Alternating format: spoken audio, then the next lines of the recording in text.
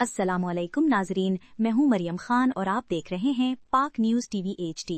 खबर शामिल करते हैं कोयटा से हमारे नुमाइंदे मोहम्मद हमाद की रिपोर्ट के मुताबिक medical and dental college admission test MD CAT में कोयटा से 8 जेली उम्मीदवार पकड़े गए।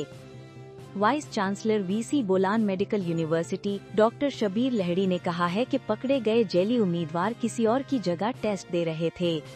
उन्होंने कहा कि 8 जेली उम्मीदवारों के खिलाफ एयरपोर्ट थाने में मुकदमा दर्ज कराकर इन्हें गिरफ्तार करवा दिया गया है।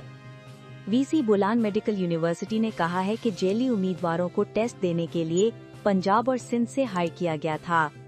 उनका कहना है कि कोयटा में मजमूई तौर पर MD कैट अच्छे अंदाज में मुनक्कद हुआ। टेस्ट के रिजल्ट का बाज़ाब्ता ऐलान 5 रोज तक कर दिया जाएगा।